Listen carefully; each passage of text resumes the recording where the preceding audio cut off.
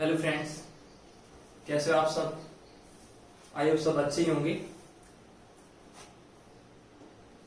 अब हमारा next topic है, जो हमारी तीन थ्योरी थी, हाइपोथेसिस थी, sea floor spreading, plate tectonic और कॉन्टिनेंटल ड्रिफ्ट, वो कंप्लीट हो चुकी है। देखो, ज्यादा डीपली नहीं किया गया है, ओनली मोस्ट इंपोर्टेंट फैक्टर पे ही मैं ध्यान दे रहा हूं, और ताकि आपको एक सोर्स के रूप में याद हो जाए। क्योंकि एक एक लाइन लिखवा नहीं सकता, ऑब्जेक्टिव है, और कुछ क्वेश्चन होंगे जो मैं आपको करवा दूंगा। तो अभी अपना नेक्स्ट टॉपिक है अर्थ की भूकंप। अब इसमें क्या क्या इंपॉर्टेंट क्वेश्चन जो लास्ट एग्जाम हुए हैं जियोलॉजी के, उसमें आए हुए हैं, उसी से रिलेटेड मैं डाटा डाल रहा हूं।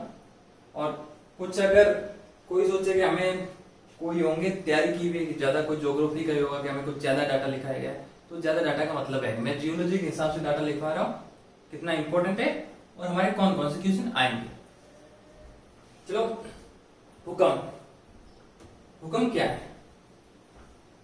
भूकंप एक तरह से पृथ्वी का वाइब्रेशन या पृथ्वी में कंपन उत्पन्न किसकी वजह से?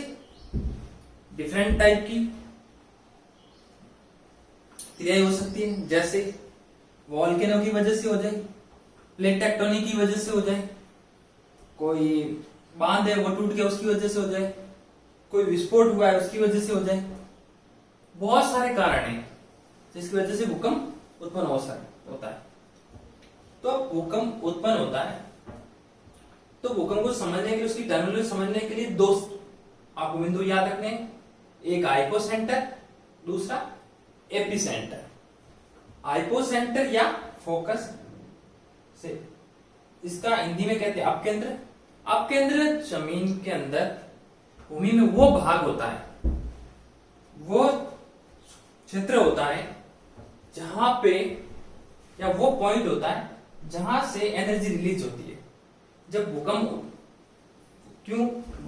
जब उत्पन्न होता है तो एनर्जी, जो एक ऊर्जा जो संचित होती है, और वो एक टाइम तक संचित रहती है, जब वो ओवरफ्लो हो जाती है। जैसे कोई फॉल्ट है, फॉल्ट प्लेन के एलोंग फॉल्ट जो बन रहा है, डिफरेंस बन रहा है, वो एक लिमिट तक है। जब उस पर टेंशन, तनाव ज्यादा बढ़ जाता है, स्ट्रेस ज्यादा हो जाता है, तो एक टाइम बाद क्या हो जाता है, तो उसमें फॉल्ट डेवलप हो जाता है।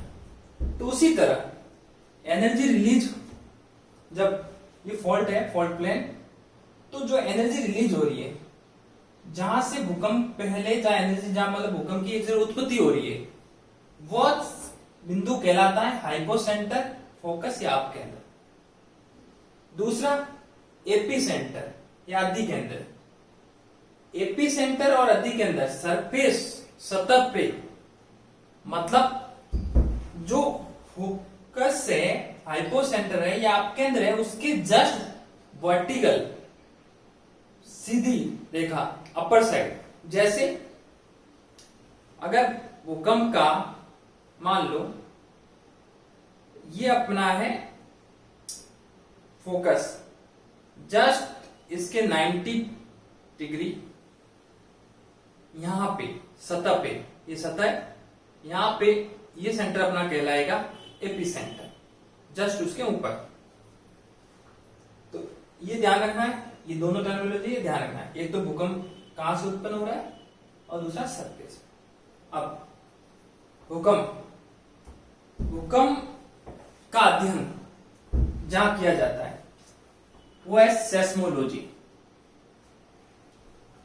और भूकंप को जो ये किससे मापा जाता है, तो भूकंप के अध्ययन के लिए हम सेस्मिक वेव, जो भूकंप की तरंगे हैं, उनका अध्ययन करेंगे।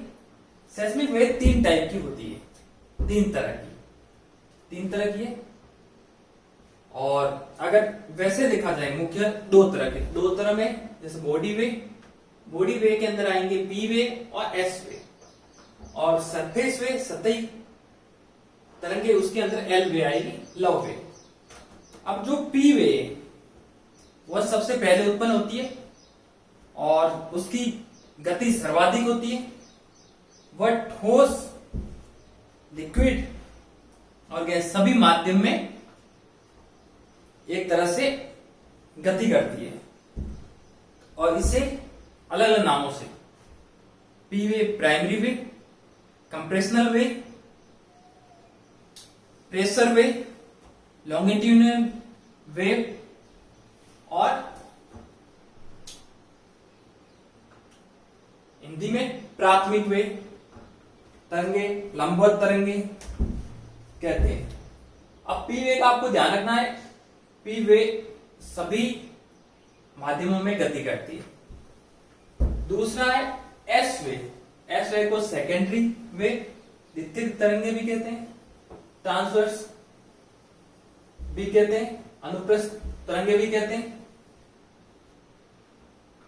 दूसरा सरफेस वे, एल वे, लव वे, जिसे सतह तरंगे कहते हैं, जो ये क्या होती है, सतह पे उत्पन्न होती है और सबसे ज्यादा विनाश यही तरंगे करती है।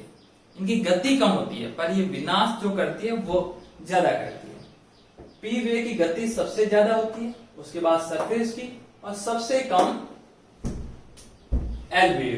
तो इनका अगर क्रम देखा जाए तो पी, एस और एल वे, ध्यान रखना ये क्रम याद रखना। अब पी वे और एस वे, जब सेस्मिसिटी के आधार पर ही पता चला कि जो अपनी अर्थ की आउटर कोर है वो लिक्विड फॉर्म में ना कि सॉलिड फॉर्म में, तो जो इस आउटर कोर में एस वे प्रवाहित नहीं होती, क्योंकि एस वे हमेशा ओनली सॉलिड में प्रवाहित होती है।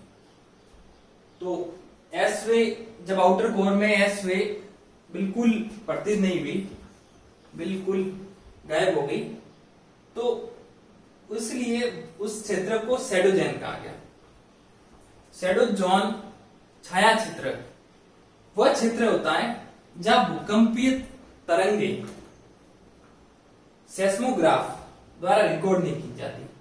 सेस्मोग्राफ एक इंस्ट्रूमेंट है, ध्यान रखना, सेस्मोग्राफ और सेस्मोग्राम, सेस्मोग्राम और सेस्मोग्राफ अगर देखा जाए तो ग्राफ लिखा हुआ है और सेस्मोग्राम दोनों में डिफरेंट ये ग्राम है जहां वो क्या है, एक तरह से ग्राफ है जो ग्राउंड मोशन को रिकॉर्ड करता है, और दूसरा जो सेस्मोग्राफ है ये एक इंस्ट्रूमेंट है जो रिकॉर्ड करता है सेस्मिक वेव को, रिकॉर्ड और डिटेक्ट पहचानता है। ओके, दोनों डिफरेंट ध्यान रखना, जो ग्राम है वो ग्राफ है और जो ग्राफ है वो इंस्ट्रूमेंट है, ध्यान रखना। अब जब शैडो जोन, तो शैडो जोन आपसे इंपॉर्टेंट है, पूछ सकते हैं, ध्यान रखना।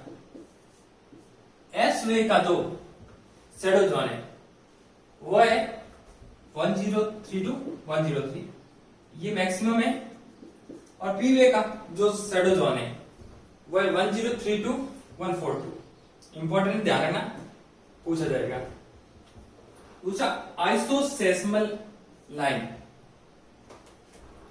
मतलब आइसो मतलब समान, सेस्मल भूकंपीय लाइन, तो ये क्या करती है, the line connecting point of the equal intensity on the ground surface. ये लाइन जो इक्वल इंटेंसिटी मतलब समान तीव्रता की जो भूकंपीय तरंगे हैं उनको क्या करती, कनेक्ट करती है। आइसो बार, आइसोटोप, आइसो बार हो गया, आइसोसेस्मल हो गया, जिसके आगे आइसो लगती है वो मैं आपको करवाऊंगा, 12-13 टर्म्स है, तो वो आपको याद रखनी है क्योंकि इसमें से भी एक क्वेश्चन बनता है और पूछा जाता है, ठीक है ना। आइसोसेस्मल किसके लिए यूज किया जा रहा है, भूकंप के लिए। अब ये जो अपनी पी वे और एस वे दोनों का जो अर्थ के अंदर बॉडी वे, तो इनकी इंटरनल भूमिका ज्यादा है, तो इनका ये जो अपनी 1000 रेंज 0 से शुरू हो रही 6000 मतलब समथिंग 6000 अपने अर्थ की रेडियस है 6371।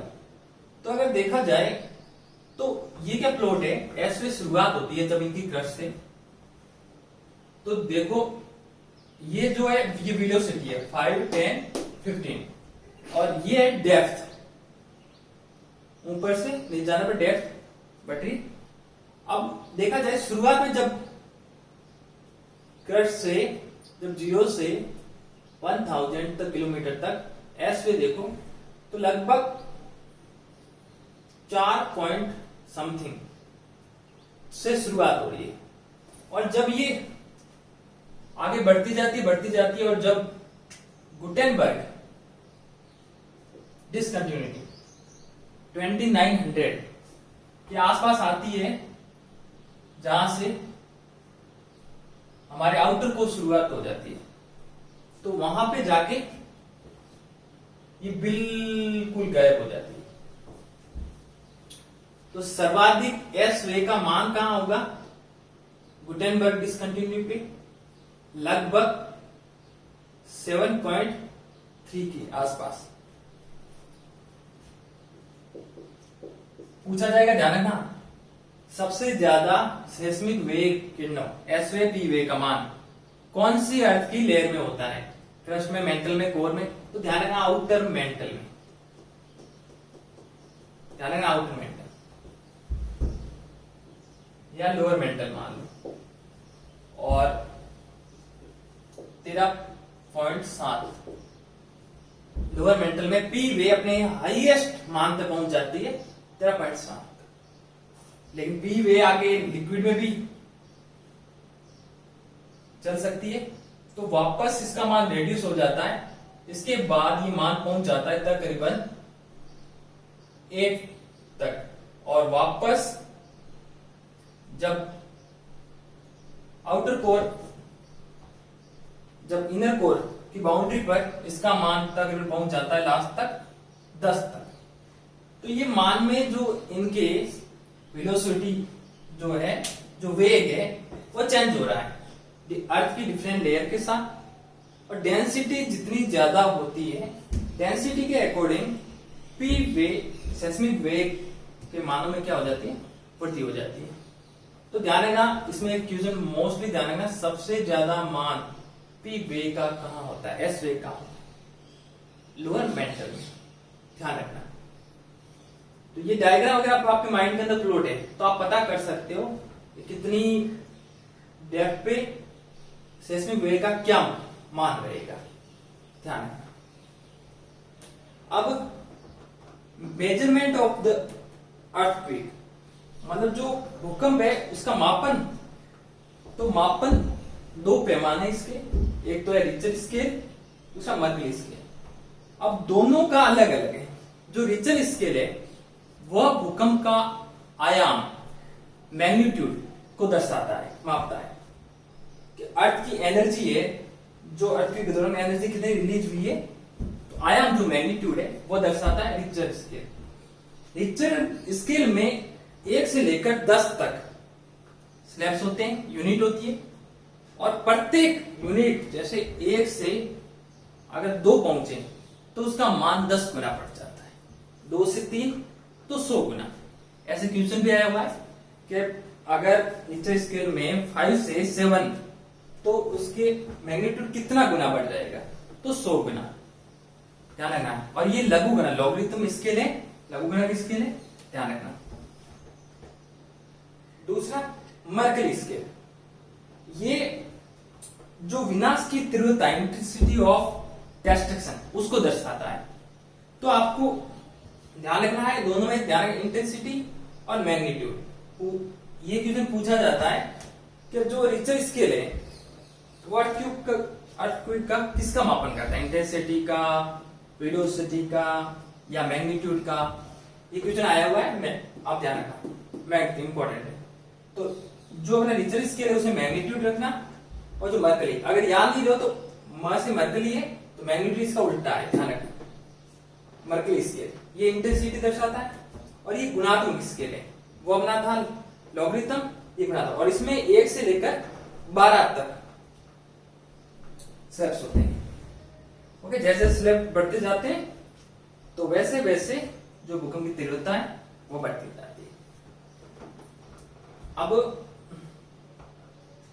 डिस्ट्रीब्यूशन, जो अपने भूकंप का वितरण कहाँ का है, देखो पर्टिकुलर जो जियोलॉजी बुक्स में दिया उसमें सर्क्यूम पैसिफिक बेल्ट है, जो अपना पैसिफिक ओशियन में, वहां 80% वर्ल्ड के जितने ही भूकंप है उनका 80% कहां पे भूकंप आते हैं, सर्क्यूम पैसिफिक बेल्ट में। दूसरा एल्पाइन हिमालय बेल्ट, एल्पाइन जो अपना यूरोप में है और हिमालय जो इंडिया में, तो कुछ तो वहां हिमालय का फुट हिली रीजन है उसके अंदर भूकंप आते हैं। Rift valley of east central Africa, जो अपनी रिफ्ट वैली है, तो रिफ्ट वैली बनती है डिवर्जन प्लेट बाउंड्री के दौरान, तो उसमें जो, क्योंकि मैंने पहले कहा था जहां पे प्लेट बाउंड्री है वहां पे भूकंप आते हैं, तो पैसिफिक ओशियन में plate boundary, alpine Himalaya belt ये भी प्लेट से बने हुए, और रिफ्ट वैली जो डिवर्जन प्लेट बाउंड्री से बनती है वहां पे भूकंप आ रहे हैं, जो कहा ईस्ट और सेंट्रल अफ्रीका में। और कश्मीर और आसाम ये दो बेल्ट थे मोस्टली जो इंडिया के अंदर, लेकिन जैसे जैसे टाइम जैसे जैसे मानव गतिविधियां, जैसे ये माइनिंग वाइनिंग, जैसे इन्वायरमेंट हो रहा है, तो अब ये फिक्स नहीं रहा है, ये बेल्ट बढ़ गया है, क्योंकि गुजरात में भी भूकंप आया था, बिहार में भी, हिमाचल प्रदेश में भी, कश्मीर में, महाराष्ट्र में। तो जैसे ये आए, महाराष्ट्र का जो एरिया था, जैसे पेनिसुलर एरिया जहां पे क्रेटन था, जो पुराने भाग होते हैं जहां पे भूकंप नहीं आ रहा, एक सीट, बट वहां पे भी आने शुरू हो गए, तो अब फिक्स बेल्ट नहीं रहा है। तो अब जाना है इनके बारे में बहुत कम पूछा जाता है, इसमें क्वेश्चन कहां बनेंगे मैं इंपॉर्टेंट एक बार फिर दिखा देता हूं। एक तो आपको शैडोजन याद रखना है, दूसरा जो स्केल है मैग्नीट्यूड और इंटेंसिटी का याद रखना है, तीसरा 1 से 10 गुना तक होती है, लॉगरिथम कितना गुना मान बढ़ जाता है, और आइसोसेस्मल लाइंस और सेस्मोग्राम और सेस्मोग्राफ, एपिसेंटर और हाइपोसेंटर, इनके जो अलग अलग नाम है वो याद रखें, किसका ज्यादा है। दूसरा एस वे और पी वे, इनका मान कहां ज्यादा होगा, कहां कम होगा और कितना होगा, तो ये आपको सारे याद रखने हैं और ये इंपॉर्टेंट है। बाकी ज्यादा डीपली जाने की कोई जरूरत नहीं है, आप अभी तो नहीं, जब क्वेश्चन पेपर देखोगे तब आपको आंसर पता चल जाएगा कि मैं हमेशा जो क्वेश्चन पेपर के अंदर जो इंपॉर्टेंट आए हुए हैं उनको सिलेक्ट करके आपको दिखा रहा हूं। मैं 100% की श्योरिटी तो नहीं देता, पर कोशिश करता हूं कि आपको 80 से 90% क्वेश्चन मिल ही जाए, जितना हो सके बेस्ट करूंगा, ठीक है ना। मुझे ज्यादा से मतलब नहीं, जो अपने ग्रुप के बच्चे हैं वो सिलेक्ट हो जाए और भगवान कर जो है सब तैयारी करें, सब सिलेक्ट हो जाए अच्छे से।